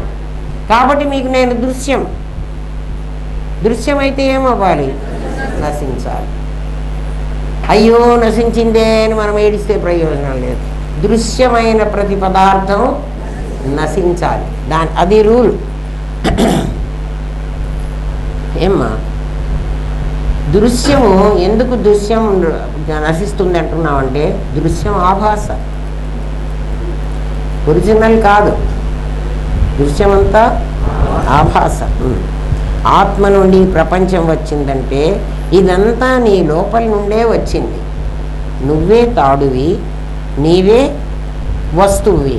నేను చెట్టు చూశాను అన్నప్పుడు నీలో నుంచి చూడడము అనే క్రియ వచ్చింది. దాని వెంట నీ జ్ఞానం బయటకు వచ్చి వ్యాప్తమై చెట్టు వరకు ప్రయాణం చేసి చెట్టు మొత్తం తనలో ప్రవిలాపనం చేసుకుని తిరిగి నీ దగ్గరకు వస్తుంది. ఇక్కడ ఒక పాఠం చెప్తాను మీకు, వినండి. ఏదైనా ఒక వస్తువుని నేను చూశాను అంటావు. నీ చేత చూడబడే వస్తువు పేరు వ్యాప్యం. చూసే నీ జ్ఞానం పేరు వ్యాపకం. ఇది వ్యాపిస్తుంది. నీ దగ్గర ఉన్న జ్ఞానం ఎలాంటిది అంటే వ్యాపిస్తుంది. వ్యాపించకపోతే అది చెట్టు వరకు వెళ్ళలేదు. ఒక చెట్టు నాకు కనిపించిందంటే, ఏ వస్తువైనా మనకు కనిపించాలంటే జాగ్రత్తగా అబ్జర్వ్ చేస్తే మీకు తెలుస్తుంది. మన లోపల నుంచి దృక్ అనేటువంటి ఒక కిరణాలు ఆ దృశ్యం వరకు వెళ్ళాలి. ఇవి వ్యాప్తి చెందేవి. కిరణాలు ఏమవుతాయి? వ్యాప్తి. సూర్యకిరణాలు సూర్యుడి దగ్గర నుంచి మన దాకా వస్తాయి. అవి వ్యాపకం. వ్యాపకమై ఏం చేస్తున్నాయంటే, వ్యాప్యమైన వస్తువు మీద, వ్యాప్యం అంటే మనమందరం వ్యాప్యం. గదిలో ఉన్న వస్తువులన్నీ, మీకు చిన్న గది గురించి ఎగ్జాంపుల్ చెప్తే మీకు అర్థమవుతుంది. సూర్యకిరణాలు ఇంత పెద్ద ప్రపంచం చెప్పే కంటే మీ రూమ్ చెప్తే మీకు అర్థమవుతుంది. మన గదిలో బల్బు వెలిగించాం, బల్బు నుంచి కిరణాలు వచ్చినాయి. ఆ కిరణాలన్నీ కూడా మన గదిలో ఉన్న కుర్చీని, సోఫాని, టేబుల్ని అన్నీ ఆ కిరణాలు ఆక్రమించినాయి కదా. ఆ ఆక్రమించిన కిరణాలు ఏం చేసినాయంటే సోఫాని దాని లోపలికి తీసుకున్నాయి. సోఫా యొక్క రూపాన్ని దీని లోపలికి తీసుకున్నాయి. అంటే ఏమిటి? ఇది వ్యాప్యం, ఇది వ్యాపకం. ఇది ఈ మొత్తాన్ని వ్యాపించింది. వ్యాపించి మీకు కనిపిస్తుంది. దీని తాలూకు రూపాన్ని మీ దగ్గరికి తెచ్చింది. తెచ్చి మీ లోపల పెట్టింది. ఎట్లా పెట్టింది అంటే, ఒక కెమెరా తీసుకున్నవాడు వాడికి ఎదురుగా ఒక వస్తువును పెడితే నన్ను ఆ కెమెరాలో దూరం అంటే దూరలేను, ఆ కెమెరా దూర్చుకోలేదు నన్ను. దాంట్లో నుంచి కొన్ని కిరణాలు నా దగ్గరికి వచ్చి ఆ కిరణాలు వ్యాపకం, నేను వ్యాప్యం. నన్ను మొత్తం అవి ఆవరించాలి. నన్ను ఆవరించి నా తాలూకు శక్తిని, ఆ ఫిగర్ని, అంటే ఆ కిరణాలు ఏమైనా నా రూపం పొందాలి కదా. నా రూపం పొంది నన్ను దాటి వెళ్లకుండా నేను ఇది అడ్డం వచ్చాను, అవి వెనక్కి వెళ్ళి అట్లాంటి రూపాన్ని అక్కడ తయారు చేసినాయి. అంటే ఆ తయారు చేసినవి నా కాంతి, ఆ కాంతి కిరణాల నేనా? అక్కడ మీకు ఆ బొమ్మలాగా కనిపిస్తున్నది ఏది? నేను కాదు. ఏ కాంతి కిరణాలైతే నా వరకు వచ్చి నన్ను దాటిపోలేక అవి వెనుదిరిగి వచ్చి ఆ కాంతి కిరణాలు నా రూపం పొందినాయి, అందుకే అందులో నా బొమ్మ మీకు కనపడుతోంది. అవునా కాదా? అది నా బొమ్మ అంటున్నారు, అది నా బొమ్మ కాదు, కాంతి కిరణాలు పొందిన బొమ్మ. మీకు అర్థమైందా? ఏంటి, అవునా కాదా? నేను ఇక్కడే ఉన్నా కదరా. అందరికీ అర్థమైందా అమ్మా? అది వ్యాపకం, ఇది వ్యాప్యం. అన్నిటి మీద వ్యాపకం వ్యాపించగలదు. అట్లా మన దగ్గర ఉన్న జ్ఞానం అనే ఆభాస జ్ఞానం, కాంతి కిరణాలు ఈ ప్రపంచం మీద అన్నిటి మీదకి వ్యాపకం వెళతాయి, వెళ్ళగలవు. ఎంత దూరమైనా వెళ్ళగలవు. వెళ్ళి ఏం చేస్తున్నాయంటే ఆ వస్తువు తాలూకు రూపాన్ని ఇవి పొందుతున్నాయి. ఈ కిరణాలే ఆ వస్తు రూపాన్ని పొందుతున్నాయి. ఇది మనకు తెలియదు. ఆ వస్తువుని తెచ్చినాయి అనుకుంటున్నాం, కాదు. ఆ రూపంగా నా దగ్గరికి ఏం తెచ్చింది? ఆ వ్యాప్యమైనటువంటి దాని రూపాన్ని నా దగ్గరికి తెచ్చింది. ఇది మీ దగ్గరికి రాదు. మీ దగ్గర నుంచి కాంతి కిరణాలు దీని వరకు వచ్చి ఇప్పుడు ఆ కిరణాలు ఈ రూపం పొందినాయి. కిరణాలు ఈ రూపం ఎట్లా పొందుతాయండి అని అడగండి. కిరణాలకి ఈ రూపం పొందే శక్తి ఎక్కడుంది? ఆ కిరణాలకి అంతర్వ్యాప్తి, బహిర్వ్యాప్తి, స్వరూప వ్యాప్తి పొందగలిగిన శక్తి వాటికి. ఇది మెటల్ డిటెక్టర్. కిరణాలకు ఏం శక్తి ఉంది? ఆభాస కిరణాలకు కూడా. ఎందుకంటే బల్బు ఎంత కాంతి కలదో అద్దంలో పడ్డ బల్బు కూడా అంత కాంతి కలదే. ఇంకా కొంచెం ఎక్కువ కాంతి ఉంటుందేమో కదా బల్బు కాంతి కంటే. అవునా కదా?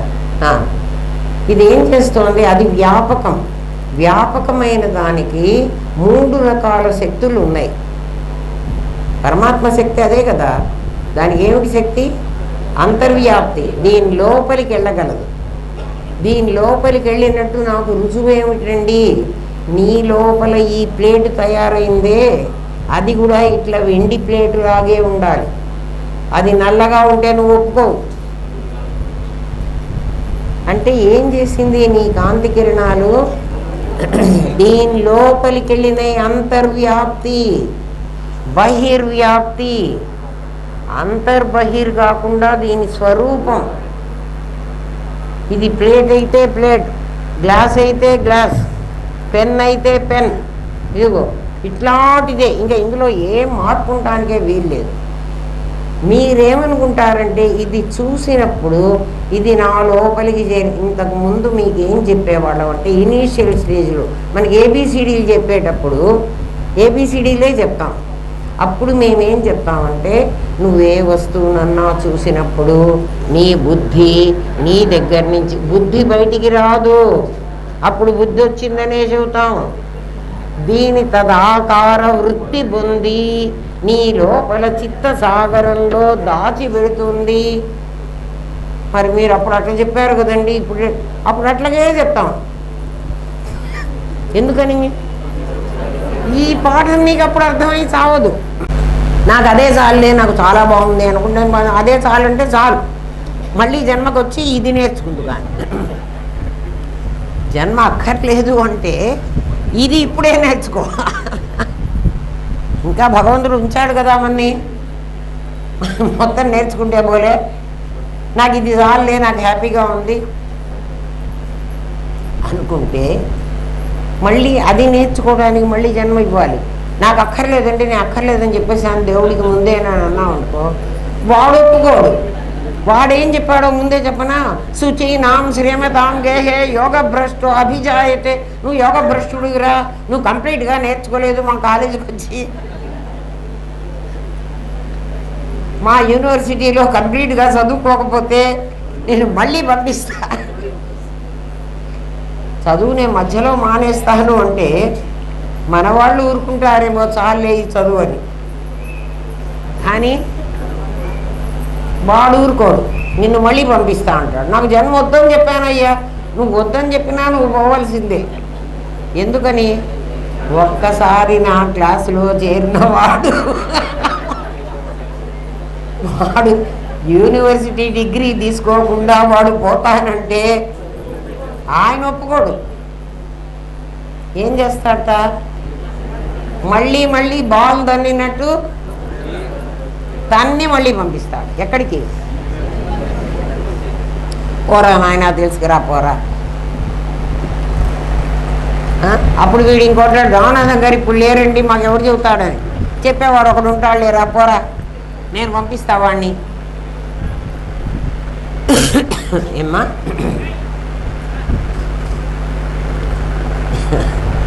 ఇప్పుడు అర్థమైందా? చెట్టు వరకు ప్రయాణం చేసి చెట్టు మొత్తం తనలో ప్రవిలాపనం చేసుకుని దాన్ని ప్రవిలాపనం చేసుకోవడం అంటారు.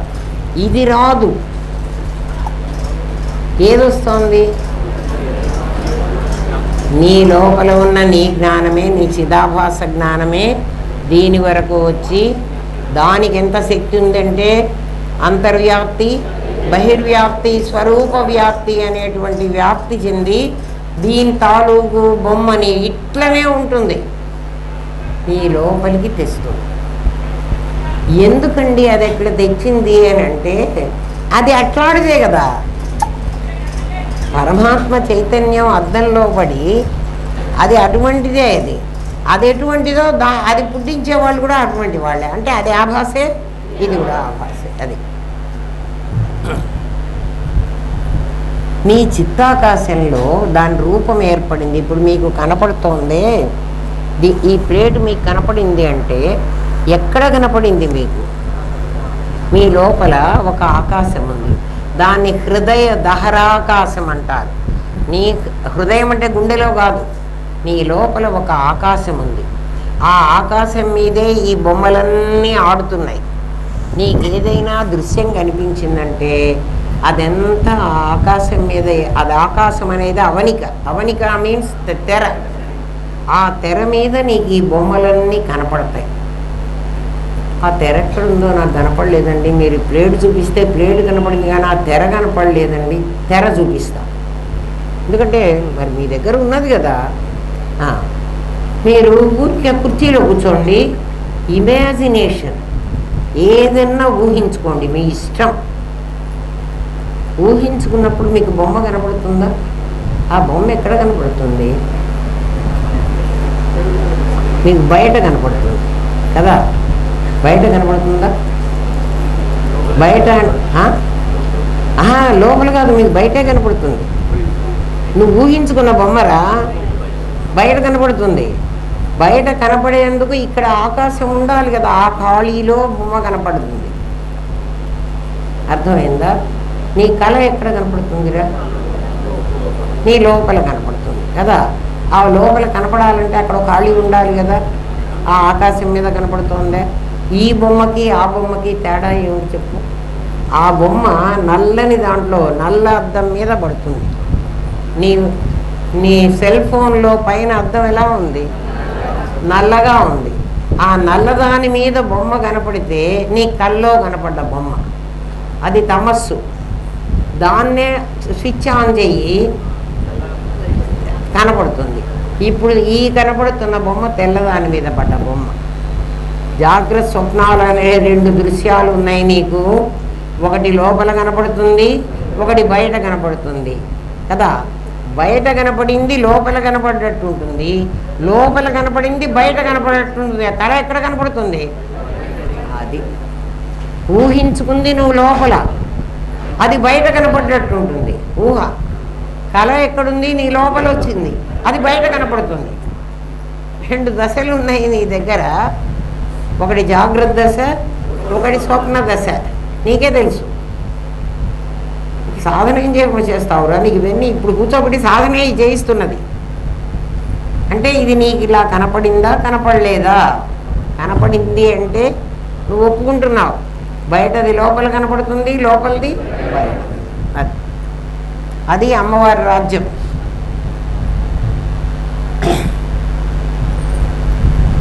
నీ చిత్తాకాశంలో ఒక రూపం ఏర్పడుతుంది, అదే నువ్వు చూస్తున్నావు.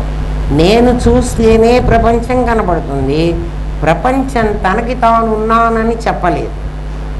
నేను చూస్తేనే కనపడుతుంది. ఎవరైనా నేను చూస్తేనే నువ్వు నాకు కనపడతావు కదా. నువ్వేమంటావు అంటే నన్ను ఎందుకు చూసావు అంటావు. నువ్వు నన్ను చూస్తే కదురా నేను నీ చూస్తున్నట్టు కనపడింది, కాబట్టి నువ్వు కూడా నన్నే చూసావు. నువ్వు నన్నెందుకు చూసావు నన్ను అడుగుతున్నావు కదా. నేను నిన్ను చూస్తున్నట్టుగా నువ్వు నన్ను చూడకపోతే ఎట్లా కనపడ్డాను? కాబట్టి నువ్వు నన్ను చూసావు, నేను నిన్ను చూశాను. ఆ చూడడం అనేది ఇద్దరు ఒకటే చూస్తున్నారు. ప్రపంచం తనకు తాను నేను ఉన్నానని చెప్పలేదు. ఎందుకని చెప్పలేదు అంటే అది జడం, దానికి బుద్ధం లేదు, దానికి తెలివి లేదు. ఏందండి తెలివి లేదంటారు? నాకు తెలివి ఉంది, దానికి ఎందుకు తెలివి లేదు అంటే బుద్ధి అనేది నా దగ్గర ఉంది, ఆభాస చైతన్యం నా దగ్గర ఉంది. నా దగ్గర ఉన్న కాంతి రిఫ్లెక్ట్ అయ్యేటువంటి శక్తి వల్ల నాకు నకిలీ జ్ఞానం ఉంది, దానికి బుద్ధి అనేది లేదు. అందుకని నువ్వు చూసి దాన్ని కనుక్కోవాల్సిందప్ప. అదే మరి ఇందాక నన్ను మీరు చూసి నేను నిన్ను చూశాను అని చెప్పారు కదండి. నీ దగ్గర బుద్ధి ఉంది, నా దగ్గర బుద్ధి ఉంది, అందుకని నన్ను చూడగలవు, నిన్ను నేను చూడగలను. ప్రపంచాన్ని నేను చూస్తా కానీ అది నన్ను చూడలేదు, దానికి బుద్ధి లేదు. అందుకని దాన్ని మిథ్య అనేసాం. జీవో బ్రహ్మైవ అన్నాం కానీ ప్రపంచం బ్రహ్మైవ, జగత్తు బ్రహ్మైవ అనొచ్చు కదా. అనడు. ఎందుకని? దానికి బుద్ధే లేదు. జగత్తుకి బుద్ధి లేదు, నాకు బుద్ధి ఉంది. మనందరికీ బుద్ధి. నేను క్లాస్కి వచ్చి ముందు అడిగింది అదే కదరా, మీకు బుద్ధి ఉందా? అందరూ ఉందనే ఒప్పుకున్నారు. అయితే బుద్ధి ఉంది కానీ దాన్ని పని చేయించుకోలేదు. మన ఇంట్లో వస్తువు ఉంది కానీ అది ఓ మూల పడేసి పెట్టాం. ఇప్పటికి కూడా బుద్ధిని పని చేయనియరు మీరు. అమ్మ పని చేస్తే అది అలసిపోతే ఎట్లా? తీసుకుపోయి రేపు తగలబెట్టినప్పుడు 100% వాడని బుద్ధి ఉండండి వీడి దగ్గర. అదేమిటి ఆ శ్మశానం వాడు ఏమన్నా ఇస్తాడా? ఇది తీసుకుని నాకు 100% వాడని బుద్ధి. వీడ బుద్ధి అంతా ఖర్చు అయిపోయిందండి, ఒకటి ఖాళీ బుద్ధి తీసుకొచ్చాడండి ఇక్కడికి. నాయన వీడికి ఏమి ఇయ్యను, వాడికి ఏమి ఇయ్యను. వాడి బుద్ధి అయినా పనికిరాందే, వీడి బుద్ధి కూడా పనికిరాదు. అది ఆ ప్రపంచం నీ జ్ఞానం మీద ఆధారపడింది. నువ్వెంత గొప్పవాడివో చూడు, నీకు మానవ శరీరం వచ్చింది ఎంత గొప్పదో చూడు, భగవంతుడు ఎంత గిఫ్ట్ ఇచ్చాడు అని. వాడిచ్చిన గిఫ్ట్ అర్థం చేసుకోలే, ప్రపంచానికి ఇవ్వలే, మిగిలిన జీవరాశులకి ఎవ్వడికీ ఇవ్వలే, ఒక్క మనిషికే ఇచ్చాడు. అందుకే బహూనాం జన్మనాం అంతే జ్ఞానవాన్. ఎందుకు ఇచ్చాడురా నీకు జ్ఞానవాన్? మాం ప్రపంచతే, నన్ను తెలుసుకోవడానికి ఇచ్చారా? నువ్వు అది కాకుండా అన్ని వాటికి వాడుకుంటున్నావు నా బుద్ధిని. నీకు బుద్ధి ఇచ్చింది ఎందుకు? నన్ను తెలుసుకోవడానికి. నువ్వేం చేస్తున్నావు?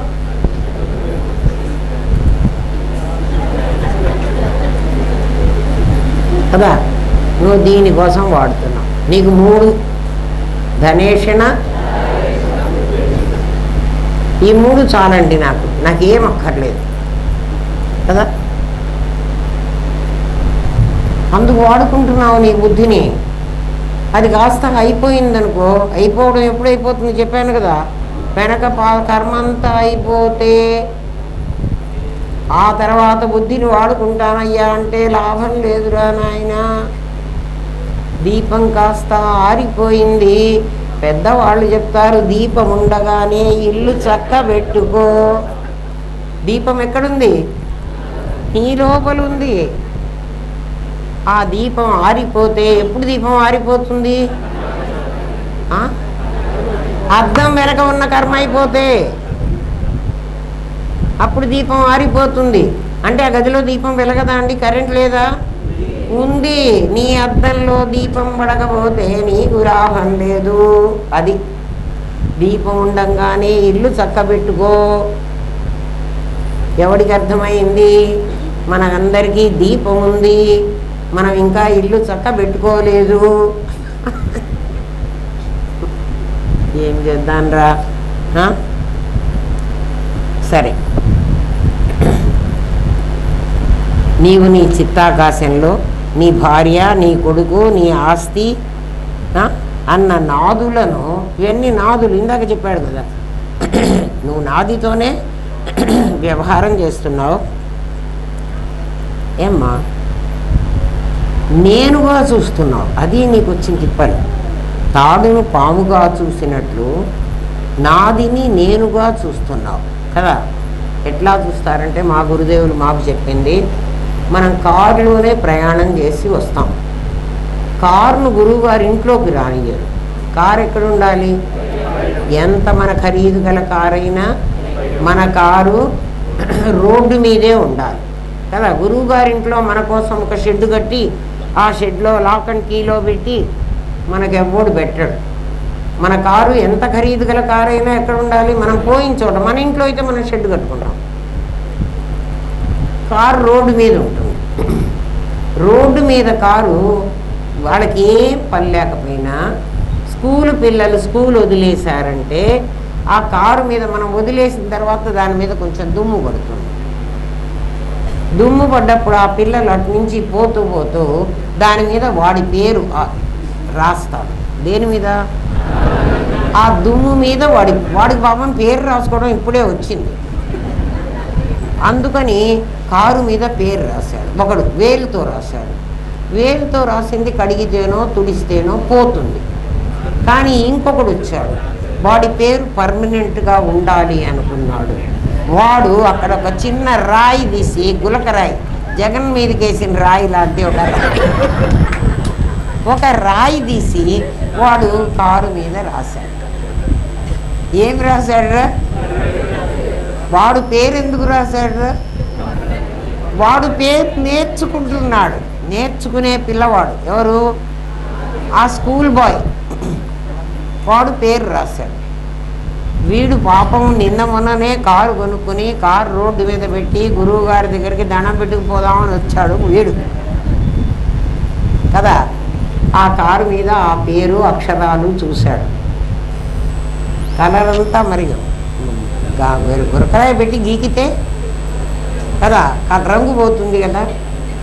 ఇప్పుడు వాడి ప్రాణం వాడి కారులో ఉంది. ఎవడికి? ఇప్పుడు ఈ కారు ఓనరు ఎంత బాధపడతాడో చెప్పండి. మా గురువుగారు అదే అన్నారు, ఆ కారు మీద వీడికి ఇంత ప్రాణం, అంటే వీడి ప్రాణం ఆ కారులో ఉంది. వాడి ప్రాణం కారులో ఎట్లా ఉంటుందిరా? వాడి ప్రాణం వాళ్ళలో ఉండాలి కానీ కాదు.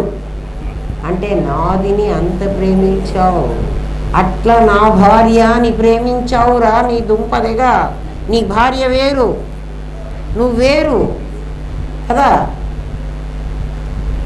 దానికి రోగం వస్తే అమ్మో వీడు వేవిల్లాడిపోతాడు, చచ్చిపోతాడు. వీడికి రోగం వస్తే అది ఇంకా చచ్చిపోతాడు.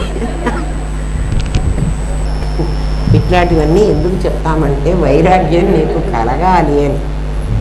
మరి నీకున్న మూడిటి మీద భావన ఎట్లా పోగొట్టమంటావురా? నువ్వేం చేసావంటే వాళ్ళందరినీ నేనుగా చూస్తున్నావు. ఇప్పుడు కారు నేనైపోయినా, లేకపోతే నాకు బాధ కలగదు. నా ఒంటి మీద గీత పడితే కూడా, నేను గీచుకుపోతే కూడా అంత బాధపడను. ఒక గీత ఒరే ఏదైనా పెట్టి ఇట్లా గీచుకున్నాను అనుకోరా, ఏదో ఇట్లా మనం నడుస్తుంటే ఏదో ఇట్లా గీచుకుపోతుంది, ఏదో చిన్నది ఏదో గీచుకుపోయింది, ఏం కాదులే అంటాం. కారుకి అంతే కదా గీచుకుపోయింది.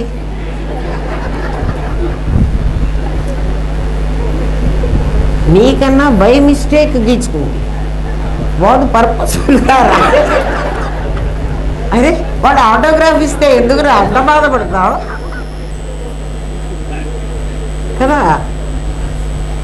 నీకు ప్రెసిడెంట్ ఆఫ్ ఇండియానే ఆటోగ్రాఫ్ ఇవ్వాలనా? ఆ స్కూల్ బాయ్ వాడు ఒకటి కాదా? బాధపడతామా లేదా చెప్పండి? ఎందుకు బాధపడ్డావు అంటే అది నాదిని నేను అనుకుంటున్నావు కాబట్టి. నీ ప్రాణం నీలో ఉందా? నీ ప్రాణం ఎక్కడుందిరా?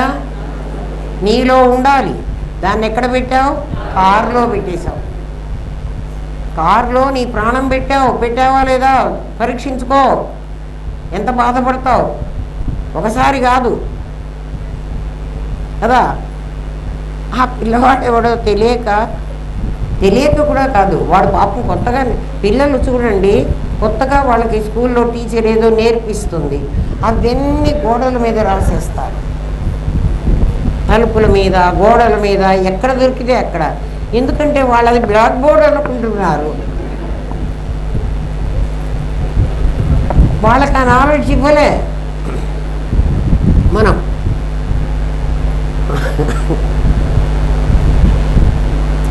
స్వయం సత్తా లేని ఈ ప్రపంచమంతా ఆభాసే. నీవు పుట్టకముందు ఈ ప్రపంచం ఉన్నా నీకు కనిపించిందా? దీనికి ఆభాస అని ఎందుకు చెప్తున్నాడు? ప్రపంచం కూడా ఆభాస. నువ్వు పుట్టకముందు నీకు ప్రపంచం ఉంది. మనం పుట్టకముందే ఈ ప్రపంచం ఉంది, ఈ చెట్లు ఉన్నాయి, మన తల్లిదండ్రులు ఇక్కడే ఉన్నారు కదా. అసలు నీ పుట్టడం ఎట్లాంటిది అంటే, బ్యాంకులో నేను కొత్తగా ఈ ఊరికి వచ్చానురా, నాకు బ్యాంకులో అకౌంట్ లేదు, అందుకని నేనేం చేస్తాను అంటే, ఈ ఊళ్ళో నాకు పరిచయం ఉన్నవాళ్ళు, ఈ ఊరి వాళ్ళు, బ్యాంకుకు పరిచయం ఉన్నవాళ్ళు, వాడికి బ్యాంకు తెలిసి ఉండాలి, నేను కూడా తెలిసి ఉండాలి. నేను ఒకవేళ తెలియకపోయినా ఇప్పుడు వచ్చా కాబట్టి నేను పరిచయం చేసుకుని, ఆయన ఈ ఊరికి కొత్తగా వచ్చాను, నువ్వు ఈ ఊళ్ళో ఉన్నవాడివి, ఆ బ్యాంకులో నాకు ఒక అకౌంట్ ఓపెన్ చేసి పెట్టు అంటారు. నువ్వు ఇంట్రడ్యూసర్వి. ఎక్కడ నువ్వు లేకపోతే వాడు నాకు డైరెక్టర్, నువ్వు టెర్రరిస్టువో ఎక్కడి నుంచి వచ్చావో, నేను ఎందుకు నీకు అకౌంట్ ఇస్తాను, నా బ్యాంకులో నేను చేర్చుకొని పో అంటాడు వాడు. వీడిని పట్టుకుంటాను. వీడు నన్ను బ్యాంకుకు పరిచయం చేశాడు. రేపు నేను అందులో 10 కోట్లు డబ్బే ఇస్తాను అనుకోండి, నేను పరిచయం చేసిన వాడే కదా వీడు, అందులో 1 కోటి నాకు అప్పియ్యి తర్వాత మళ్ళీ నేను వాడి బ్యాంకులో వేస్తానంటే వాడు ఇస్తాడా? ఇయ్యడు కదా. అప్పుడు వాడు బ్యాంకులో నన్ను పరిచయం చేశావు అంతే, నీతో సంబంధం ఇంకా నాకు లేదు. నా తల్లిదండ్రులు ఈ ప్రపంచంలో ఆల్రెడీ ఉన్నవాళ్ళు, ఈ ప్రపంచం అనే బ్యాంకుకు నన్ను పరిచయం చేసే వాళ్ళు ఇంట్రడ్యూసర్స్. ఎవరు? నా తల్లిదండ్రులు. వాళ్ళు రప్పించకపోతే ఈ ప్రపంచంలో నన్ను వీడు అడ్మిట్ చేసుకోడు. చేసుకుంటావా రవి? ఇంట్రడ్యూసర్ లేకుండా నా బ్యాంకులో ఏమన్నా అకౌంట్ ఓపెన్ చేయిస్తావా? మరి మనందరి అకౌంట్లు ఓపెన్ చేశారంటే మన తల్లిదండ్రులు ఇక్కడ ఇంట్రడ్యూసర్స్ మనకి. వాళ్ళకి మనకి ఉన్న సంబంధం అంతే కదా.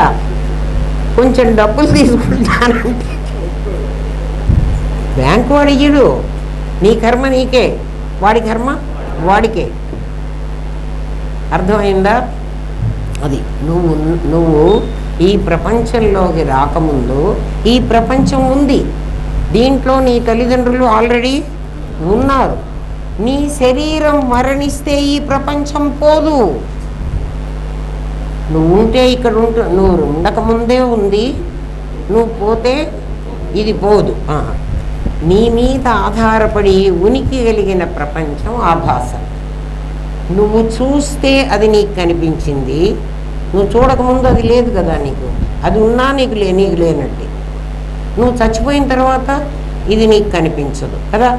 అటువంటప్పుడు ఆ ప్రపంచం ఇప్పుడు నీకు కనిపిస్తుంటే ఇది నిజమని ఎట్లంటావు? ఇప్పుడు కనిపిస్తోంది, అంతకుముందు అది ఉన్నది అంటే నువ్వు చూస్తే కనిపిస్తుంది, నువ్వు చూడకపోతే కనిపించదు. నువ్వు చూస్తే ఉంటుంది, తాడు మీద పాము నువ్వు చూస్తే ఉంటుంది, లేకపోతే తాడు మీద పాము ఉండదు, తాడు ఉంటుంది. అర్థమైందా? ఈ ప్రపంచమని నువ్వు ఎవరిని నాది నాది అంటున్నావో వాళ్ళు నాది కాదు, వాళ్ళు ముందిక్కడే ఉన్నవాళ్ళు. అర్థమైందా? నువ్వేమంటున్నావు? నువ్వు వచ్చి చూసావు, చూసి ఇది మా అమ్మ, ఇది మా నాన్న, మీ అమ్మ మీ నాన్న ఇక్కడే ఉన్నారు ముందు. నువ్వేం చేర్చావు వాళ్ళకి అంటే నా చేర్చావు. ఎందుకు నువ్వు నా చేర్చావు అంటే నువ్వు ఆల్రెడీ ఆభాసలో పడ్డావు, వాళ్ళని ఆభాసలోకి లాగావు. ఇందాక చెప్పానే, వాళ్ళు వ్యాప్యమైనారు, నువ్వు వ్యాపకమైనావు, వాళ్ళని నీలో లాక్కున్నావు. అందుకని అందరినీ నాది నాది అంటావు. అర్థమైందా? రేపు చెప్తాను. ఓం తత్సత్. స్వస్తి ప్రజాభ్య పరిపాలయంతాం న్యాయేన మార్గేణ మహిన్మహేష. ఓ బ్రాహ్మణేభ్య శుభమస్తు నిత్యం. లోకా సమస్తాః సుఖినో భవంతు. ఓం పూర్ణమదః పూర్ణమిదం పూర్ణాత్ పూర్ణముదచ్యతే పూర్ణస్య పూర్ణమాదాయ పూర్ణమేవావశిష్యతే. ఓం శాంతి శాంతి శాంతి. ఓం నమో బ్రహ్మాదిభ్యో బ్రహ్మ విద్యా సాంప్రదాయ కర్తృభ్యో వంశఋషిభ్యో గురుభ్యో నమో మహద్భ్యః. సర్వోపద్రవరహిత ప్రజ్ఞానఘనః ప్రత్యగర్ధో బ్రహ్మైవాహమస్మి బ్రహ్మైవాహమస్మి బ్రహ్మైవాహమస్మి.